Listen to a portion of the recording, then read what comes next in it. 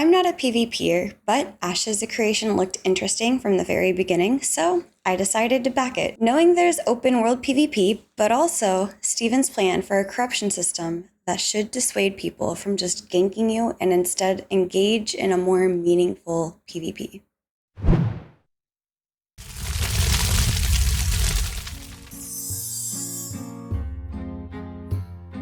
Hello everyone, and welcome back to the tavern. I'm Chibi, and today I'll be discussing about my thoughts on Ashes of Creation's newest update from the corruption system and the surrounding elements. As I stated at the beginning, I'm not the type of player that really wants to get into PvP with others. Sure, I've joined a battleground in WoW a time or two, and then there's the Forest World PvP zone in the Outlands where, well, if you've ever been a lobby there, you probably have experienced the ganking that happens all across that map. And before anyone says, but Chibi, you can start in Zanger Marsh. Well, I know that now, but I did not know that then, and if I were to go back to World of Warcraft, I'd probably take that route. The point overall was that getting ganked there felt bad. I felt like I couldn't really do anything, and ultimately it made me just log off of the game and hope to come back during non-peak times, level, and never look back. So, what exactly is World PvP? Having looked into this topic a bit more, I wanted to understand the difference between World PvP and Open World PvP. The difference between Open World PvP and World PvP is that World PvP may be surrounded by specific things, like an objective-based PvP zone, whereas Open World PvP typically means that outside of the safe zones, you can pretty much PvP anywhere. This could be like sieges or wars in Ashes of Creation, where you have a list of objectives to meet, such as capturing a flag to defeat a node being sieged to win, compared to Open World, where you are able to flag up anywhere, anytime, and attack another player. For me, this was an initial concern coming from World of Warcraft to Ashes when I looked to back the Kickstarter. Naturally, I was concerned that this open world PvP system would mean that I would be forced into those outland zones from World of Warcraft across the entire world, and that did not sound appealing to me. Enter the corruption system. Corruption is the penalty for a player attacking and killing a non-combatant player. So if you're flagging up and you attack a player who is not flagged, you turn purple. And if they die as a result, you'll turn red and go corrupted. How much corruption you get will be determined by the level of disparity between the player attacking and the player dying. Additionally, the amount of corruption score gained is influenced by the attacker's blight value, also known as how many non-combatants that player has PK'd. This means that if the person was level 50 and they killed a level 30 non-combatant and have done so a few times before, they will not only get a large amount of corruption from the 20 level difference, but also an additional modifier for having done it previously. There are a total of 5 levels of corruption, and you can check out more on all of this over on the Ashes of Creation wiki. By the way, shout out to Lex, he runs the wiki. Or you can feel free to join our Discord and ask us questions and chat with our community. What all of this means is that flagging is meant to be used when you want to engage in PvP in the open world of Vera in Ashes. You could flag yourself and run around, letting everyone know they are welcome to attack you without any repercussion. Or you could choose to flag up and initiate a fight over a spot that you want to keep if you're trying to get something from that specific location. All of this leaves the choice in the player's hands. This also means that you can choose to not flag up and fight back when another player attacks you, thus forcing the attacker to risk going corrupted. This decision does mean that you will also lose more of the materials you are carrying compared to lesser amount you would lose if you chose to flag up and fight back, but dying as a non-combatant causes you to lose more materials and gains you more experience debt, and combatants have a reduced penalty as long as they are not corrupted. This is to help incentivize a non-combatant player to fight for their loot, yet still leave the opportunity of some risk for the attacking player. Now, you may have heard all of this and thought the same thing that I initially did for Ashes of Creation. If it's open world PvP, then surely people will be flagging up against you anytime they want. And you will have to always deal with that everywhere you go. And yes, While there is the chance that someone could always flag on you, I have personally found that few people will do that for no reason. In fact, throughout testing Alpha 2 thus far, I have been nervous numerous times about going from Miraleth to Halcyon or New Ayla without friends by my side. I was genuinely nervous that people would see me, flag up, attack me, and I'd have to defend myself every time I was alone. However, what I found during my testing experience has been quite the opposite. Very rarely did someone actually flag up and attack me, and in fact there are 4 distinct times I can recall dealing with people flagging specifically. 1. Gathering rare resources. For those of you that have tested Alpha 2 Phase 1 and 2 so far, one prime example of this was the Raptors. In fact, I think Nexus had a great little kind of turf war against pirates for a moment when we were trying to get our hands on some of those sweet, sweet raptor hides. Number 2 is occupying a good grind spot. It is very common knowledge for those that tested in the Phase 2 that at the beginning it was so overpopulated. In fact, we hit about 8,000 concurrent players for the weekend, and that is intended for an entire map, which we don't have access to yet. So, naturally, there's a lot of PvPing happening over the better grinding spots in order to keep it locked down and keep the XP rolling in. The third one is entering or farming in the Lawless zone. Obviously, this auto flags you and the other person can just turn around and attack you. In one case, I was entering the Lawless zone and the other person just followed us in and then attacked us when they were leaving. And another case is farming in the Lawless zone, where somebody else can just come up and be like, you know what, I want this mob too.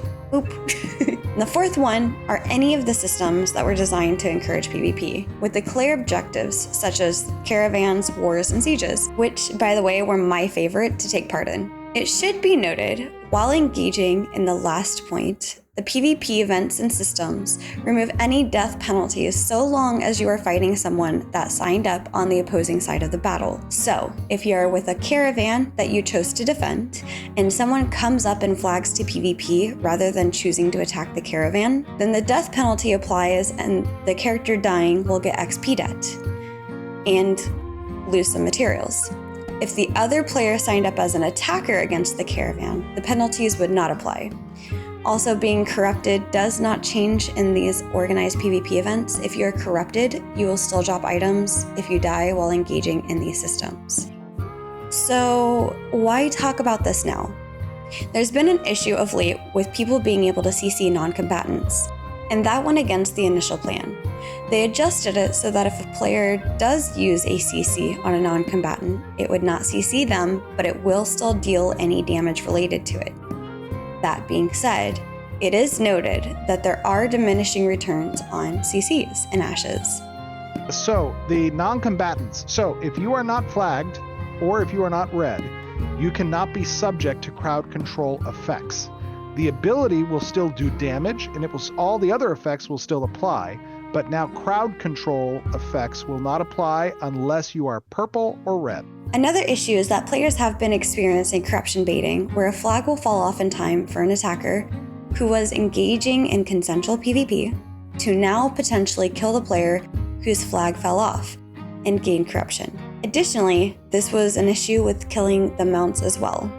This is the new adjustment from the control schema with our PvP and flagging, and we are doing some pretty significant changes to the PvP flagging system that Brian Ferguson has been a part of developing in conjunction with our PC team. So the flagging controls are going to be a little bit more intuitive now, especially by default.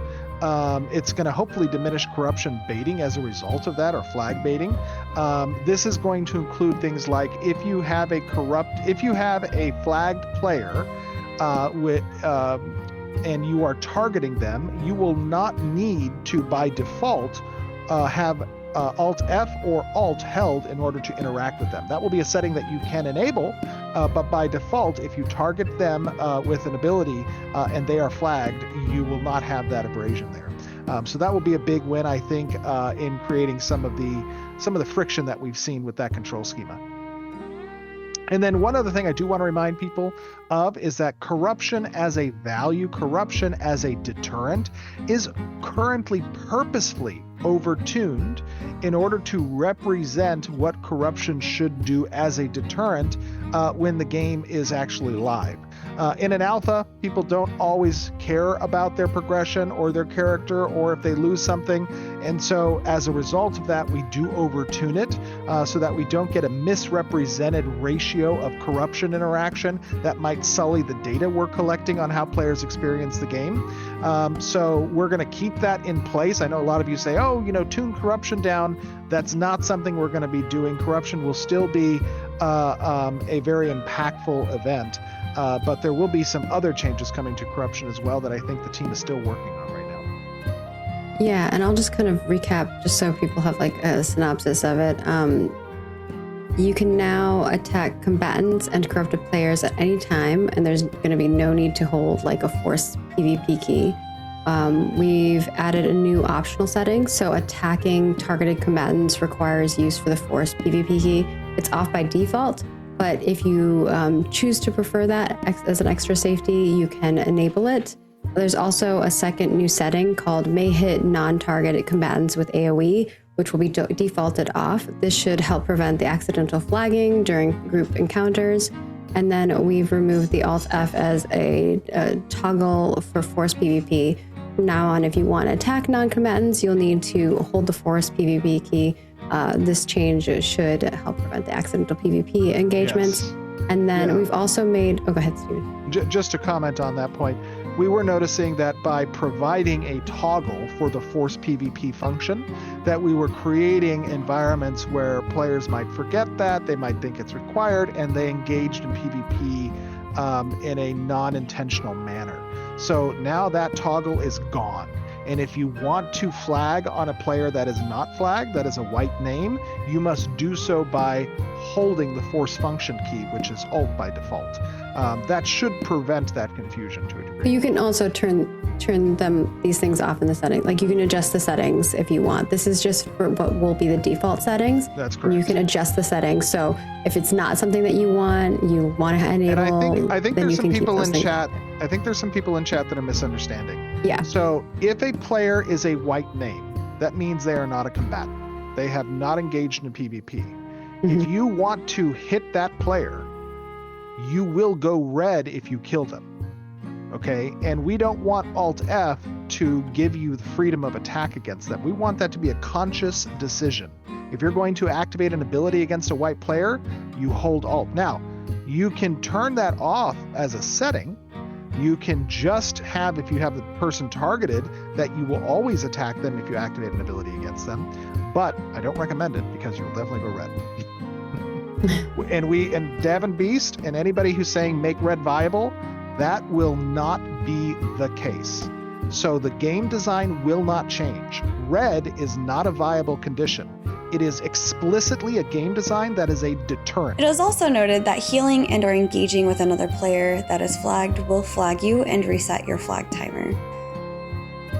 Finally, a third issue that was resolved recently is mob training, or the act of using mobs to run them or train them into a player in hopes that the player will die to the mob and thus the aggressing player will skirt corruption. One other thing. With regards to monster training, we are also doing some work on the NPC side that is going to make it more difficult to train mobs onto other groups. And the way we're doing that is by party affiliation. So if you're not in the party that you initially pull the mob in, you are going to require a slightly higher threshold in order to pull aggro off of the target.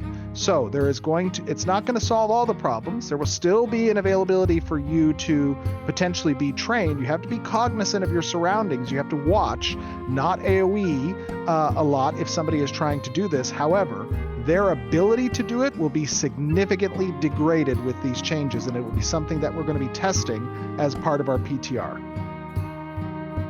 Mob training lower level players is considered griefing and is actionable by customer services.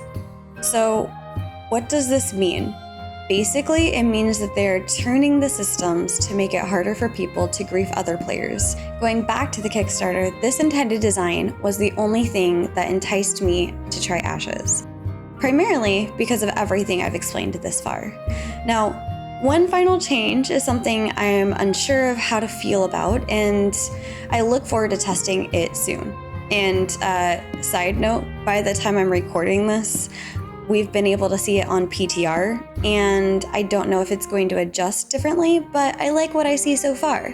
That change is the newest entry into the PvP systems, the rotating Lawless zones. These areas are pockets of areas in a point of interest that will swap to Lawless, meaning anyone can attack you and slay you with no fear of becoming corrupted, because everyone will be auto-flagged as a combatant. This new feature does come with some heads up, so it will not be an instantaneous flip. Also, I would like to mention, while it is a new feature to us, it is something that Steven has talked about previously, albeit under a different naming. You know, we've heard a lot of outcry about Lawless action. So here you go. We've got some goodness planned for y'all.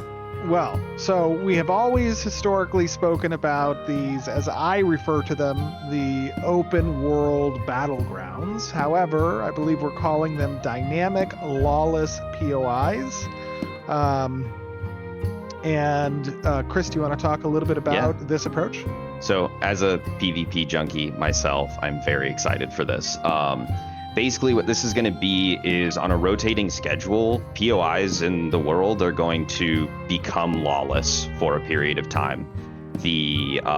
While it's Lawless, there will be better reward tables on the monsters in that POI. There will be like XP benefits. So you'll want to be incentivized to go to these Lawless POIs while they're up to get to get those rewards, but obviously with the increased risk of people are going to kill you. And this also allows it to keep it kind of fresh. It'll be you won't always be in the tropics if you want to do PvP now, right? You can go to other places. Yeah, and this ties in both to our dynamic world, right, where you can see things fluctuate. You can see named bosses spawn during these moments or off moments, right? Might be during the non-Lawless territory that a certain boss is up, or during the Lawless territory that the boss is up. And you're going to be notified. You're going to have advanced warning that these Lawless periods are coming. So it's just not going to happen, on top of you. It is going to be something you're aware of, and that if you choose to log out in those zones, you know that you might log in, and it could be a Lawless area. Yeah, the plan right now. There'll be a global announcement that will let you know. Yeah, exactly. The plan right now is that there's a spin up time, right? So what'll happen is we'll get an hour of spin up where nothing is Lawless. We will get then a few hours of that space being Lawless, and then it will go back into a spin up time for a new area. So all in all, how do I feel about the changes? I think that they are great, and I look forward to feeling the difference in Vera during testing. I am a little concerned about how impactful the Lawless rotational zones could be, but I am waiting to experience how frequently they occur and which areas they will occur in. Is it once per server that goes across both continents in the future? Is it one per continent? Is it one per biome? These are all factors that will determine how often someone is kept from a specific area if they do not want to engage in the PvP event. The other thing to consider is how many people will be on a server during testing compared to live launch, where Intrepid plans to target 8 to 10k concurrent players on a given server, with the entire world map for us to explore. Let me know your thoughts on the changes, and if you can relate to my feeling nervous and enjoying Asha's open world PvP, or if you were already really brave and love PvP, so it was more of a bonus. Either way, I look forward to hearing your thoughts and potentially seeing you out in the world of Vera. Until next time, adventure.